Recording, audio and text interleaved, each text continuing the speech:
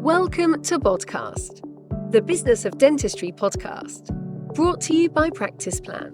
Podcast delivers the best business advice, real-life stories, and practical hints and tips to make your practice a more profitable and sustainable business. And now, here's your host. Well, hello everybody, and welcome to this latest edition of the In the Loupe podcast with me, Nigel Jones. I'm one of the directors of the Practice Plan group of companies that includes the plan providers, Practice Plan and DBAS, but also the patient finance company, Medenta. And in this series of podcasts, what I'm hoping to do is speak to key opinion formers and influencers and basically very knowledgeable people in the world of dentistry. And I'm delighted that one of those is joining me today, which is Paul Graham. Welcome, Paul. Good morning, Nigel. Thank you. A lot to live up to there. Thanks for that introduction. Well, I think we know each other well enough that I know that you can easily raise yourself to that. But for some people that don't know you as well as I know you, would you mind just giving a bit of insight into you, your role and your background? Certainly. I'm Paul Graham, Managing Director of our medical team at Christie Co. Medical covers broad topics, but one of the main core sectors is dentistry. We have a brokerage arm where we typically sell between 150 to 200 practices in a single year, and a valuation arm that provides formal red book valuations for those who are acquiring or refinancing, and typically our valuation team sit on all the major bank panels. And then there's a consultancy team that overarch what we do in brokerage and valuation and bring together a lot of the market data. So the kind of three arms that we have there very much position as well in the UK dental market. Excellent. And I guess it would be interesting to start with just an overview of how you're seeing things as we're now in the relatively early stages of 2025. So how are things looking and how do you think they're shaping up? I think it's probably worth just very quickly going back to 2023, where there was very much a market correction. That was on the back of a very strong 2021-22 period. Those post-pandemic trends during those 2 years saw the market really fly. 2023 was a bit of a culture shock. Operationally, practices were still doing very well, but Trussonomics late 2022, rolling into 23, political environment just changing entirely. The world was a different place. 2024, I would say, was a recovery year, and that was encouraging to see. When I say recovery year, it was nice to see the volume of transactions returning again, but the profile of transactions, the type of practices that were being sold, were mid-market back into the independent market, independent operators, independent multi-site operators, very much dominant in their acquisitions. The part that 2024 excluded was corporate activity. The typical trade buyers, established corporates, very much stepped back from M&A. What we've seen coming into late 2024 and rolling into this year's pipeline is just a sense of optimism that we've got the independent core market still bubbling there, but there is now more conversations than ever before with investors and corporate operators. We're coming back into the market in 2025. Yet to be seen, but there's early indicators that that's going to be taking place this year, which we hope will. That's really interesting. I'll just say that one of my go-to publications and sources of market information is the Christie's Market Review, which I find a really useful publication. Recommend it to anyone that can get hold of it.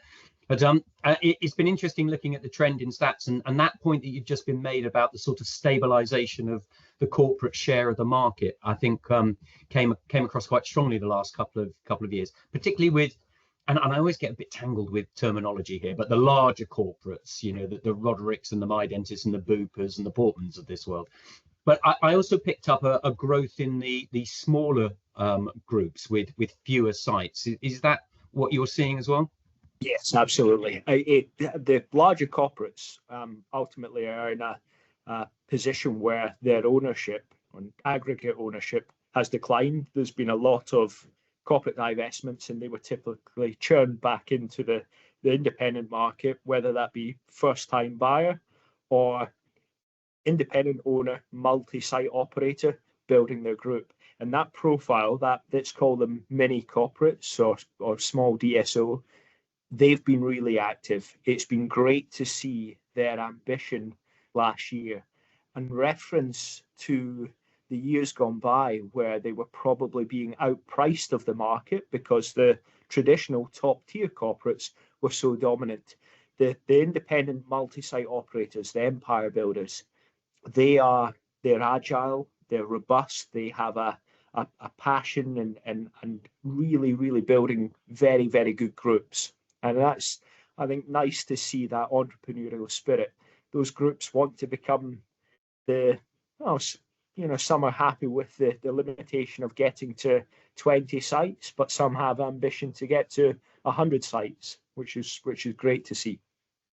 Yeah, I think it's becoming a really interesting marketplace. I think the groups and corporate side of things, because you're seeing lots of different business models seem to merge, different approaches, which keeps it very, very interesting, I think. And I have picked up over the last sort of 12, 24 months or so that, pre-pandemic, for the corporates, the bigger ones in particular, it was all about scale. It was just number of sites. The messages that I've been getting more recently seem to be less about quantity of sites and more about quality of sites. Again, is that your sort of sense of the direction of travel? Yeah, yes, you're spot on there, Nigel. I think the phrase of those types of operators becoming ultra selective, I can't emphasize enough. Whereas before, something maybe a little bit rough around the edges or not quite core portfolio, but we can make it work and make exceptions. That is very much not an equation anymore. Something has to tick all the boxes for those traditional corporates to really hone in on.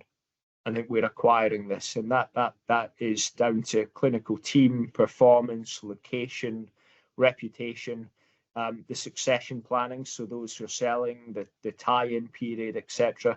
And ultimately, when we're looking at values, it's today's EBITDA, and if that is going to be sustainable. Those types of businesses have seen costs increase, and we see that across NI costs, etc., and staffing costs. Labs and materials, another factor that's eroding the profit margin. We have to make sure that type of business has all of the costs built in to the business in order to appraise and come up with a suggested asking price that is not just sustainable at today's value and figure and transaction, but knowing a deal will take 6-9 months down the line, that EBITDA is still going to be where it was when we were initially valuing it in order for the sale to transact successfully. Yeah, so if I take that point you've just made and get very specific just for a second. So we're approaching April when the national insurance hike for employers comes into effect. And that could have quite a big impact. I mean, it's I guess there's an outside chance that some form of exemption for NHS practices might come into play, but all of the sense that I'm getting is that won't happen, and actually they'll have to swallow that. Is that the kind of thing you mean in terms of the 6 to 9 months? What sort of headwinds might be encountered? Exactly, it's exactly that. And actually, when we're appraising now, we're already factoring that extra cost in. Now, where it's perhaps a little bit more flexible is when we see a mixed practice or fully private practice, where there's perhaps an enhancement that's passed on to the patient, an increase in costs ultimately being passed on to the patient. That allows the profit margin to to be more sustained than perhaps a fully NHS practice, but ultimately the income is at a limited level and costs are exponentially increasing. That will have a domino effect on the overall appraisal and value. That point about passing on those additional costs, I think, is a really important one, because I think for many years, particularly in England, say, where there was a degree of certainty about the NHS contract value, that now with the difficulty of recruiting people, a scarcity of associates means their price has gone up. So being able to recruit them into an NHS practice when you can't pass on the additional costs is challenging. But if you don't have them, you can't deliver the activity, which puts you at risk of clawback. So it's a bit of a rock and a hard place, I think, for a lot of NHS practices. But the private practices being able to pass it on relies on the sustainability of the demand from patients for care. Now, I tend to think of it in two different terms. There's the demand for general dentistry, which a lot of it is driven by trust in an individual dentist. And then there's demand for cosmetic dentistry, where patients behave in a slightly more consumer-like way and are prepared to shop around a little bit more.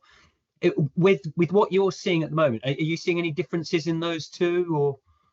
We are a couple of trends emerging, and I think the one thing that feels as though has been very stable is the demand for general private dentistry.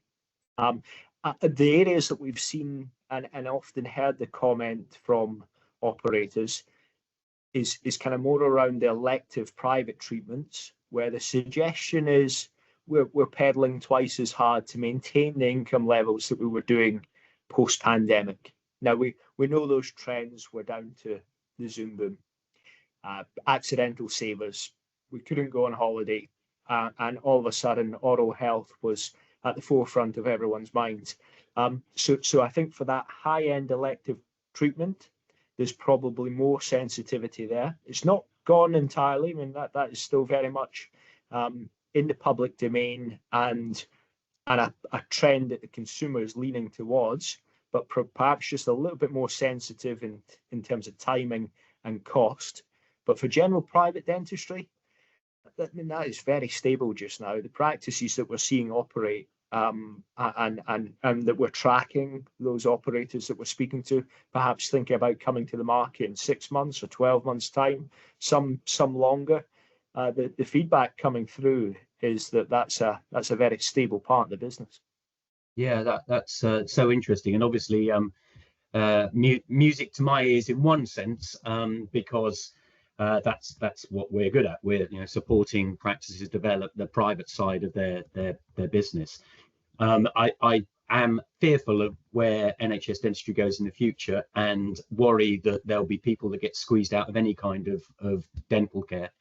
So my personal hope is that we redirect limited NHS budgets towards the people most in need, because that's been our sense, what you've just been describing. We've not seen any impact of, say, the cost of living crisis on our patient cancellation rates, for example, which a lot of people would assume that we would see people cancelling off the plans, and it's no different to what it would be in any other time throughout my career of doing this. So it's that shows that it's holding up. And I kind of alluded to the kind of benefits of an NHS contract in terms of a perceived certainty. But again, I'm getting that sense that because of those difficulties of meeting activity targets, that is not necessarily seen in such a positive light nowadays. And I wondered how that impacted on practice valuations. Yeah, really good question. I would say there's more scrutiny on NHS performance, the contract in place, than ever before. There's a sense that depending on the location and demand, there's a consumer and a population that still very much want to lean towards the NHS, but the issue just now is the framework and the access and the lack of dentists delivering NHS dentistry. That's having a knock-on effect to the performance of some businesses. And ultimately, whereas in the past, you could almost look beyond, we've had an NHS dentist leave, and there's a blip in the trading figures, and we've replaced that NHS dentist, and all of a sudden we can kind of shape the pro forma profit and loss account to suggest that going forward this is corrected. That's becoming more of a challenge now. Finding good NHS dentists to deliver NHS dentistry is a major implication in the current marketplace. That is having a negative effect on valuations. Yeah, it's very interesting, and I think that for many years, in fact, probably the whole of my career, there's been cross subsidy from private dentistry to NHS, but it feels like it's reaching its limits now, especially with some of those rising costs that you've spoken about. And we're growing, we've grown consistently over the last few years, very strongly, and that shows no signs of abating. And I think that in itself is kind of interesting, because most dentists that go private want to see fewer patients but spend more time per patient. But if they're seeing fewer patients, that's more patients trying to find another practice that will see them, which gives confidence to people to go private, because they think, well, actually, if the waiting lists are so strong, then it's an interesting time. You sort of get this sense that there is a momentum building for people to move towards the private sector. It's I think the Labour have been given a period of grace, if you like, but they're not really coming up with anything that is grounds for significant optimism. And again, I wonder if that's your take as well. Absolutely. I think that the stats that both of our respective businesses see validate that point entirely. I think where the sentiment of NHS dentistry has a place in the current market, there's no question that is the case, but the framework needs to be fixed, needs to be vastly improved. And I think the enhancements, if we can call them that, over the last 2 years aren't going the length that they need to go to fix the NHS contract. That is something that we need to see in the Labour government. Will we see it is the big question. Yeah, absolutely. And I mean, some of the hints I'm being given would say things like the new patient premium, which I think there's sort of mixed messages about how effective that has been, and therefore that's creating doubt about its continuation. But in the absence of that, it's not obvious to see what would keep people within the NHS. So if you're, because I guess people could approach you to try and help them create their exit strategy of some kind. So they might speak to you, whether it's 6 to 9 months before, or maybe even longer, just to say, okay, so what should I be doing so that when I am ready to exit, I can maximize it? You touched on a few things, but what would be the key things you'd say to a practice owner to look at? Yeah, early preparation is key. There's a lot of operators who might think, I need to get to that point and that decision before I do anything about it. Some do, and we can help in that regard. But the best examples that we've dealt with is where we've had a relationship with an operator for 3-5 years before the point of exit, and that will allow us to get under the skin of the business. The operator gets to know what Christie Co do, what our business is about, and ultimately enhance the operation. Now, there can be examples where the business is absolutely purring with activity, and therefore it's just a continuation of what they're currently doing. Equally, there's times where we see there's a lack of head office, a lack of staff costs, the labs and material costs are too high. Specifically looking at your business, Nigel, we've got businesses with a small NHS contract and then regular fee per item, and the ability to be able to convert that into plan income is going to enhance value.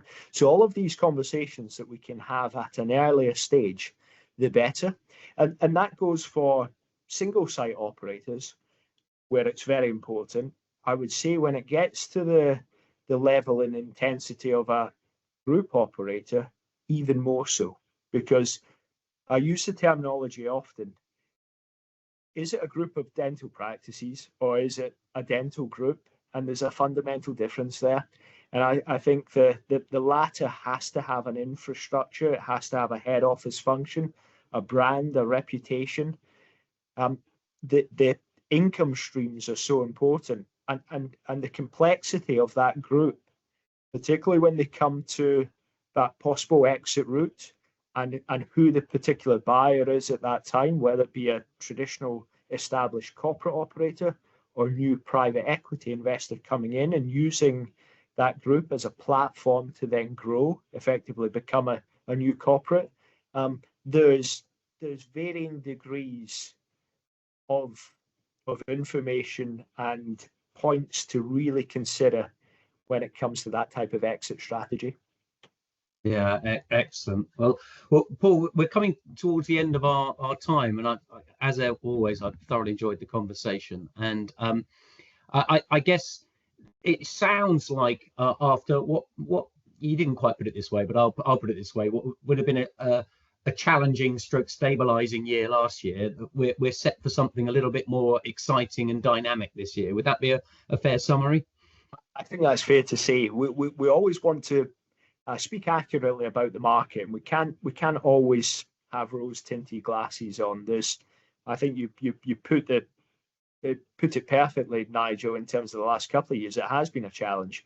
What lies ahead is some optimism. I'm cautiously optimistic about this year, particularly as we get to half year and beyond. I think we're starting to see some trends that are really encouraging for activity, operators and investors in the market. Excellent. I think that's a brilliant note on which to finish. So thank you very much for your time, Paul. As I say, thoroughly enjoyed the conversation, and hopefully we'll do this again in the not too distant future. Likewise. Thank you, Nigel. Much appreciated.